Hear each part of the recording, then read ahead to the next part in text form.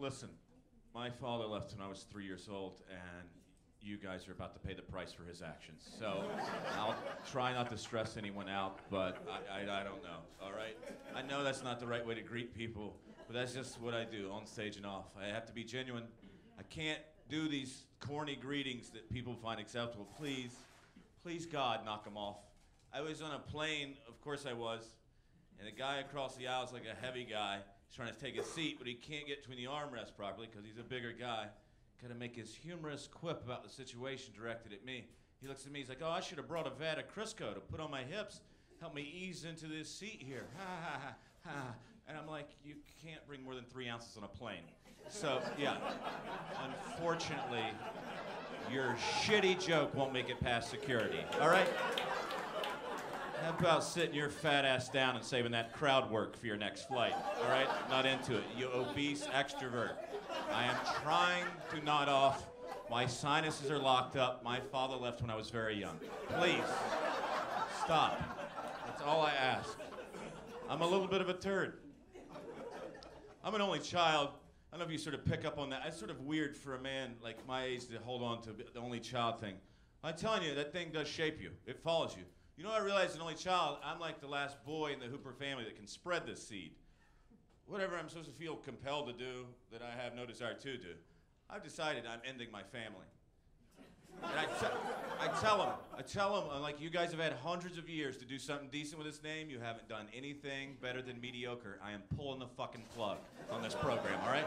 Let's wrap it up now, all right? Domestic violence is not a legacy, all right, Grandpa? End of the bloodline. No more Hoopers for the planet Earth. That's awfully nice of me to do something like that, to end my family for you, huh? That makes me like a martyr or some shit. I don't even know if I'm using that word correctly. I don't care. Only child. Give myself fancy titles all day, every day.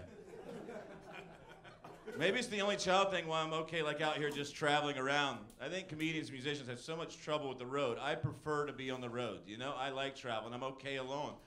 These comedians and musicians always complain about the road. Like, I guess that's when they drink and do drugs and get hookers. I did all that. It wasn't because I was lonely.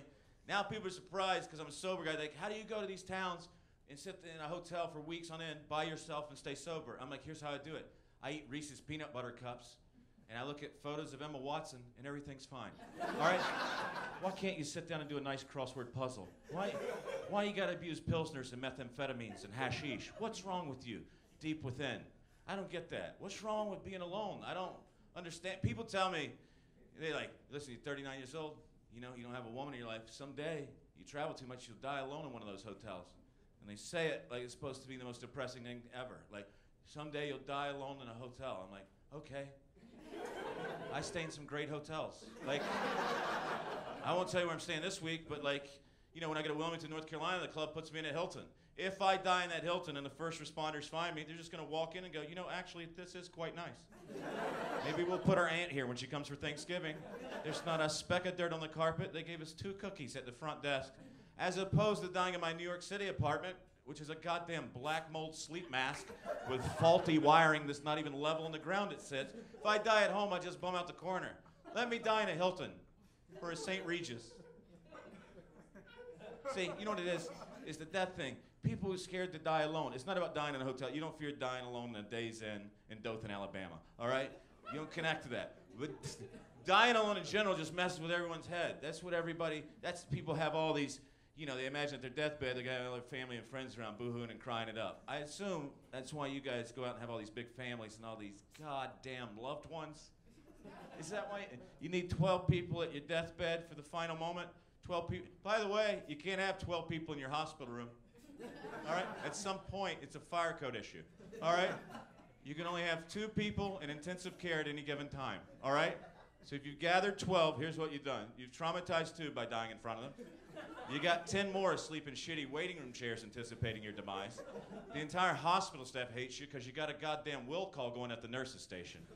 Why can't you just walk into the woods and die like a fucking cat? Why is everything a show? You know what I mean? Why is everything gotta be an event? If you want to do shows, do shows. Get a guitar when you're 30. Don't wait for your heart attack to be a draw. See, I've already bummed everyone out in here. I don't give a shit. Sometimes I enjoy comedy. Sometimes. And it's never a full set. You understand?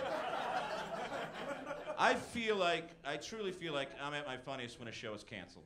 I really feel like it removes the obligation and frees me up, and I'm ready to riff. I think that'll be good for me. Thank you guys very much.